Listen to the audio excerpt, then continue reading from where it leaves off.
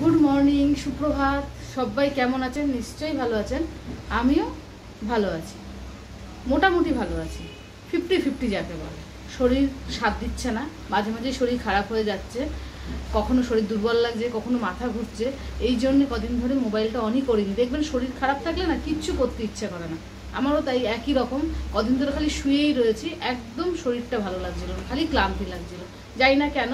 কালকে আমি টেস্ট করিয়েছি, সব রকম টেস্ট করা হয়েছে, দেখা যাক কি রিপোর্ট আসে। আর এই সকালবেলা রুটি আর তরকারি দিয়ে ব্রেকফাস্ট শুরু করেছি। আর আজকে সকালে কিছু রান্না করিনি। মা অবশ্য গাঠি কচু রান্না করেছে। 2-3 দিন আমি রান্নাঘরে যেতেও পারিনি, শরীরটা খারাপ ছিল বলে। রুটি তরকারি খাবো, খেয়ে রান্নাঘরে যাব। আজকে মায়ের থেকে চিংড়ি মাছ চুরি করে রান্না করব। চিংড়ি মাছ চুরি করে রান্না করব কেন বললাম জানেন? আমাদের বাড়িতে 2 রকম চিংড়ি মাছ আসে। একরকম ছোট ছোট চিংড়ি আসে, মা যেটা তরকারিতে দিয়ে খায়, বিভিন্ন রকম তরকারিতে দিয়ে খায়। আর একরকম বড় চিংড়ি আসে, যেটা আমরা সবাই মিলে খাই। আজকে আমার কুচো চিংড়ি খেতে ইচ্ছে হচ্ছে, মা তো দেবে না, তাই জন্য চুরি করে খাবো। আর যা বিচ্ছিরি ওয়েদার, তাতে কোনো সবজিপাতি যাচ্ছে না, বাজারেও বসছে না যে কুচো চিংড়ি নিয়ে আসবো। বাড়িতে যখন আছে তখন মাকে না জানিয়ে নিয়েই করবো। মা চিংড়ি মাছ বেছে ধুয়ে পরিষ্কার করে গুছিয়ে গুছিয়ে রেখে দেয়, ভাগ ভাগ করে, কবে কোনটা কি দিয়ে রান্না করবে সেখানেই আমি হাত লাগাবো, লাগিয়ে চিংড়ি মাছ নিয়ে রান্না করবো। আর আজকে চিংড়ি মাছটা একটু অন্যরকম রান্না করব। চিংড়ি মাছটা রান্না করব তেল একটু বেশি দিয়ে, তাই জন্যে খেয়ে নিয়ে রান্না করতে যাব।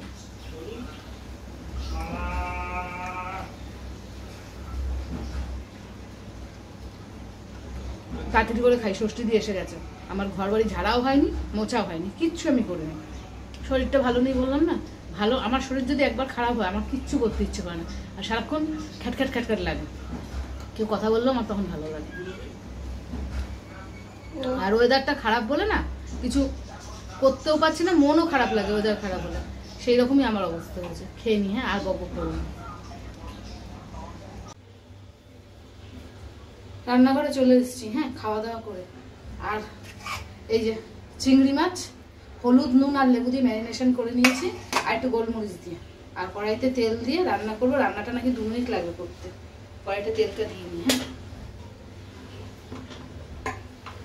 2 মিনিটে যদি কোনো রান্না হয়, সেই রান্না করতে আমি খুব খুশি, মানে ভালোবাসি।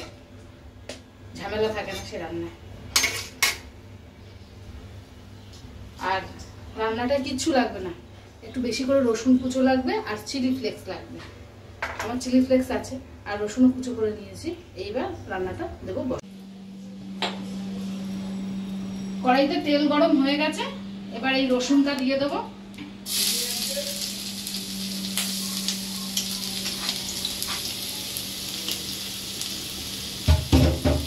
রসুনটা একটু নাড়িয়ে চাড়িয়ে নেব। রসুনটা হালকা ভেজে নিতে হবে।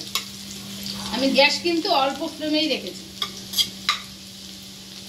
রসুনটা ভাজা হলে এবার এই চিলি ফ্লেক্সটা দিয়ে দেবো। এই যে রসুনটা ভাজা হলে একটুখানি তো দেবে, তারপরে চিলি ফ্লেক্সটা দেবো। রসুন ভাজা হয়ে গেছে, এই যে চিলি ফ্লেক্স দিয়ে দিলাম।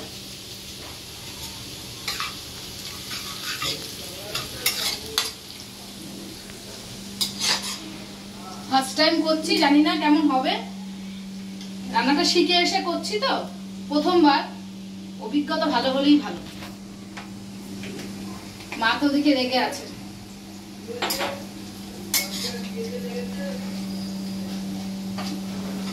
এটা হয়ে গেছে। এইবার এর মধ্যে এই চিংড়ি মাছটা দিয়ে দেবো, তারপরে একটু ঢেকে রাখবো, তাহলে রান্নাটা হয়ে যাবে।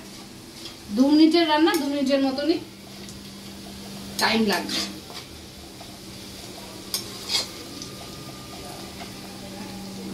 রান্নাটা কমপ্লিট হয়ে গেছে। রান্নাটা বেশিক্ষণ লাগেনি, 2 মিনিটই লেগেছে। খুব সুন্দর গন্ধ বেরিয়েছে, দেখাচ্ছি দেখুন কেমন হয়েছে। এই দেখুন রান্নাটা হয়ে গেছে। এবার নামিয়ে রাখবো, দুপুরে যখন খাবো তখন বলবো কেমন হয়েছে। চিংড়ি মাছের তেল দিয়ে ভাত মেখে খাবো। তেলটা একটু বেশি লেগেছে। ইলিশ মাছের তেল দিয়ে ভাত খেতে তো খুব সুন্দর লাগে, চিংড়ি মাছ দিয়ে কেমন লাগে সেটা খেয়ে বলবো। রান্নাটা আমি দেখি, ওদিকে আবার রিপোর্টও এসে গেছে, কালকে ব্লাড টেস্ট করেছিলাম, তারপরে দেখবো যে কি কি ভালো আছে কি কি খারাপ আছে। টেনশন শুরু হয়ে গেছে, রান্নাটা নামিয়ে নিয়ে গেছে।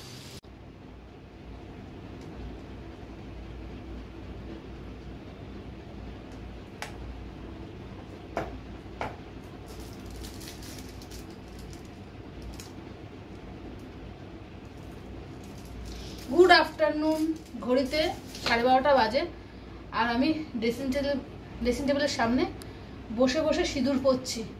স্নান হয়ে গেছে, উঠে দাঁড়িয়ে যে সিঁদুর পরবো সেটাও ইচ্ছে করছে না, শরীরটা এতটাই খারাপ লাগছে। আর রিপোর্ট দেখে শরীরটা আরও খারাপ লাগছে, কারণ রিপোর্ট খুব একটা ভালো আসেনি, তবে রক্ষে সুগারটা নেই। আমার খুব টেনশন ছিল যদি সুগার হয়, কিন্তু সুগারটা লেভেলে এখনও আসেনি। তাই জন্য খাওয়া দাওয়া রীতিমতো কন্ট্রোল করতে বলে দিয়েছে। এবার যাব বিকালবেলা ডাক্তারের খোঁজে, যে কোন ডাক্তার দেখালে ভালো হবে। খুব একটা ডাক্তার দেখাই না বলে ডাক্তার সম্বন্ধে আইডিয়াটা কম। আর মেশিনে জামা প্যান্ট শুকাতে দিয়েছি, এখন রোদ ওঠে না বলে মেশিনে শুকিয়ে ছাদে মেলে দিয়ে আসি। আর আলনার অবস্থা দেখেন, আলনাতেও যেসব জিনিসগুলো হাফ শুকনো থাকে সেগুলো আলনা এনে মেলে রাখি, হাঁপাচ্ছি আর কি।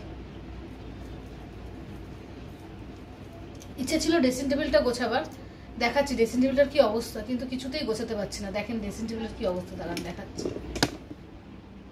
এই যে চারিদিকে জঙ্গল হয়ে আছে, এর মধ্যে কিছু লুকিয়ে থাকলে খুঁজে পাওয়া যাবে না, কিন্তু শরীরের জন্য না কিচ্ছু ইচ্ছে করছে না করতে। আর প্রচন্ড খিদে পেয়ে গেছে, ভাত হয়নি, মা ভাত বসিয়েছে, ভাত হলে ভাত খাবো। আর ছাদে এখন গিয়ে জামা প্যান্টটা মেলে দিয়ে আসবো। বাড়ির মানুষের যদি শরীর খারাপ হয় না তাহলে খুব অসুবিধা, সংসার চলে না।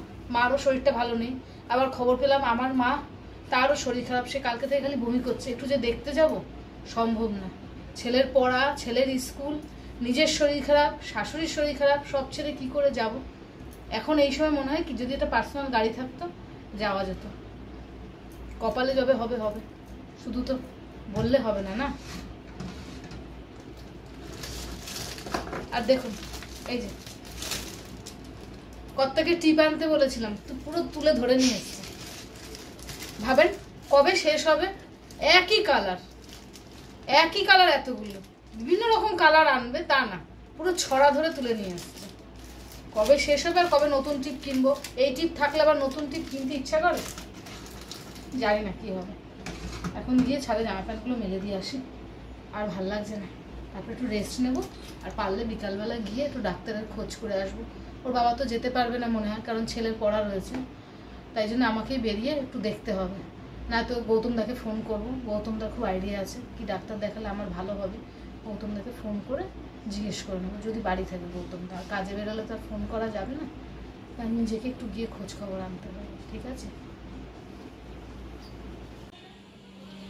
দুপুরে খাবার নিয়ে বসে পড়েছি, কারোর খাওয়া হয়নি, কিন্তু আমার এতটাই খিদে পেয়েছে যে আমি খেতে বসে গেছি। মা আমাকে সব সাজিয়ে দিয়েছে, কিন্তু আমি চিংড়ি মাছটা নিয়েই ভাতটা খাবো। এখানে গাঠি আছে, আর এটা হচ্ছে লামড়ার টক।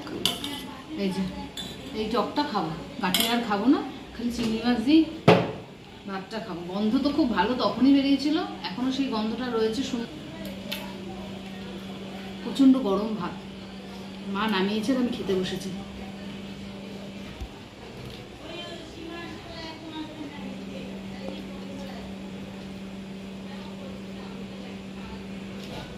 সত্যি খুব সুন্দর হয়েছে, আপনারা একদিন ট্রাই করবেন। আমিও একজনের থেকে শুনেই করেছিলাম, খুব ভালো হয়েছে। ভাতটা এবার খাই। ওরে বাবারে কি গরম, প্রচণ্ড গরম, বুঝতেই পারছেন, একটু টাইম লাগবে খেতে। ভাতটা খেয়ে নিই। হ্যাঁ, গন্ধটা কিন্তু ভালোই বেরাচ্ছে। খুব সুন্দর গন্ধ হয়েছে। আমি একটা লঙ্কা নিয়ে নিয়েছি, চিলি ফ্লেক্সে তো খুব একটা ঝাল হয় না, আর আমি অন্যরকম কোনো লঙ্কা টঙ্কা দিইনি বলে একটা কাঁচা লঙ্কা নিয়েছি।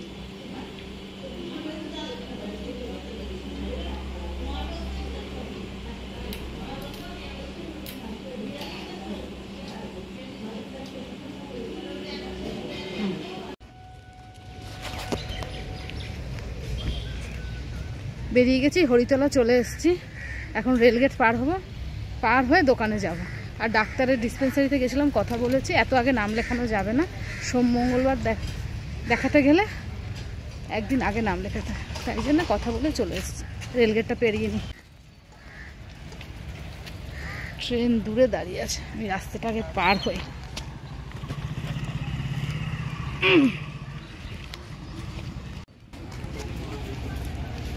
এই সাইডে এত সুন্দর সুন্দর নাইটি বসে, দারুণ কালেকশন।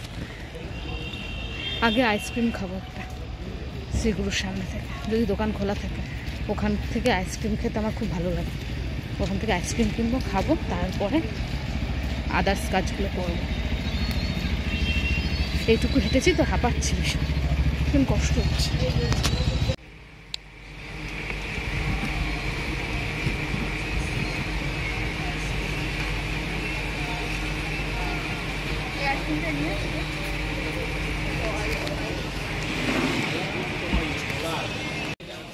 নিয়ে নিয়েছি।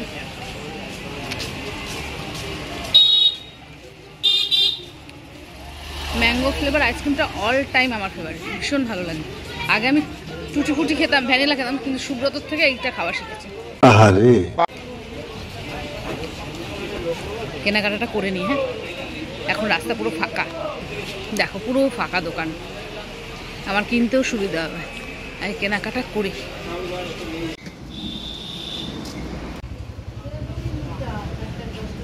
হনুমান মন্দির একটু প্রণাম করে নিলাম, কারণ এরকম ফাঁকা হনুমান মন্দির পাওয়া যায় না, ভীষণ ফাঁকা হনুমান মন্দির।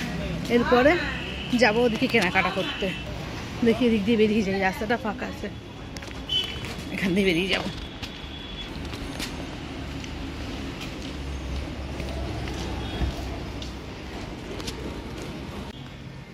এই যে জিনিস নেওয়া হয়ে গেছে, এবার বাড়ি যাব। তার আগে একটু গাছের দোকানে যাব, দেখি কি স্টক এসছে গাছের। প্রচুর তো গাছ আনে, দাঁড়ান দেখাচ্ছি। এই যে প্রচুর গাছ,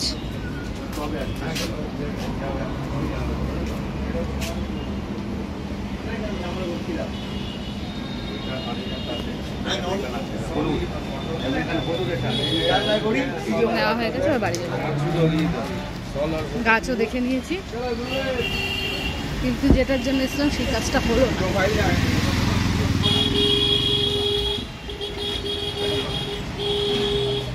দিদি এই দুলগুলো কত করে? কোনটা? এটা এটা 130 টাকা। 130? ওগুলো কি কুন্দনের? হ্যাঁ, ঠিক আছে। আর এখন সবুজ কাচের চুড়ি খুব পড়ছে না শ্রাবণ মাসে? ঠিক আছে।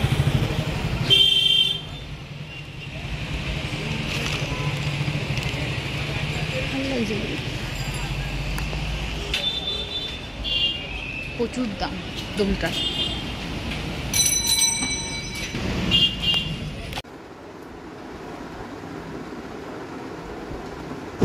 হরিতলা রাস্তা থেকে জিনিসপত্র কিনে বাড়ি চলে এসেছি। সব কাজ মোটামুটি করে উঠতে পারিনি, শরীরটা ভালো লাগছিল বলে বেশিক্ষণ থাকিনি। যেটুকু দরকার সেটুকু করেছি। তোমার চেম্বারে গিয়ে ডাক্তারের ওখানে কথা বলেছি, তারপরে বাড়ি এসে রেস্ট নিয়েছি। এখন ক্যামেরাটা অন করেছি, ঘড়িতে 6:10 বাজে। একটু পরে ছেলে এসে ঢুকবে। আজকে সকাল থেকে নিজের ঘরের দিকে আর খেয়াল করিনি, ঘরের অবস্থা খুব বাজে। আর আমার এখানকার টেবিলের অবস্থা তো আরও বাজে। ছেলের দয়া এইসব হয়, কিছু গুছিয়ে রাখে না। নিজের ঘর বাড়ি পরিষ্কার করি না করি, ওর বই খাতা আমাকে গুছিয়ে রাখতে। এমনকি এই যে মিষ্টি খেয়েছে সেটাও এখান থেকে সরে, এটা এখানেই রয়েছে।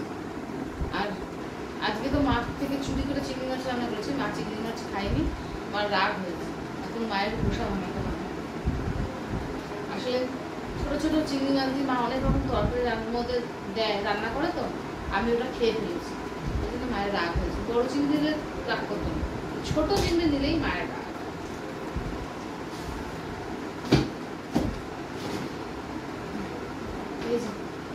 এই আমার হচ্ছিল রিপোর্ট এসছে, জানি না কি হয়েছে, তবে সুগারটা নেই। যে রিপোর্ট করে দিয়েছে তাকে জিজ্ঞেস করেছিলাম, সুগারটা নিয়ে আমার ভয় ছিল, সুগারটা নেই। আরো অনেক কিছু রিপোর্ট আছে, সব আমি বুঝি না, জানি না, ডাক্তারের কাছে নিয়ে গিয়ে দেখাতে হবে।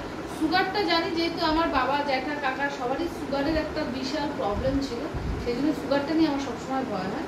সেটা নেই, সেটাই হচ্ছিল রক্ষা। এই রিপোর্টটা নিয়ে যখন ডাক্তারের কাছে যাব, ডাক্তারই বলতে পারবে কি হয়েছে, কি খাবো কি খাবো না, ওনারাই বলতে পারবে, আমি তো জানি না। তবে কি কি খাবার বাদ যাবে সেই নিয়ে টেনশন হচ্ছে। খেতে ভালোবাসি তো, কিছু বাদ গেলেই মন খারাপ হয়ে যাবে, আর তখন সেই জিনিসটা আমার বেশি বেশি খেতে ইচ্ছে করবে। আর এই জিনিস টেবিলটা একটু গুছিয়ে নিই, বুঝলেন? এটা গুছিয়ে যতক্ষণ না গুছাচ্ছি ততক্ষণ চোখ মন হাত কোনোটাই শান্তিতে থাকবে না।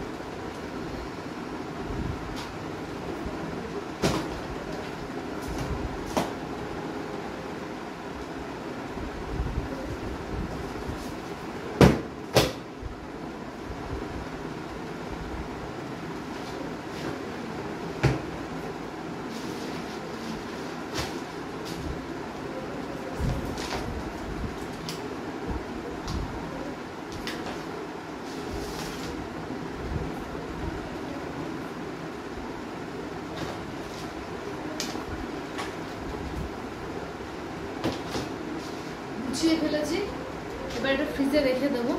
আমার বকবক আজকে এখানেই শেষ করে দিচ্ছি, কারণ এনার্জি অভাব পড়েছে শরীরে। তাই জন্য আজকের মতন টাটা। সবাই ভালো থেকো, সাবধানে থেকো, আর চারিদিকে যেভাবে ডেঙ্গু হচ্ছে একটু নিজেরা নিজেদের প্রতি সচেতন থেকো। তাহলে বাই বাই।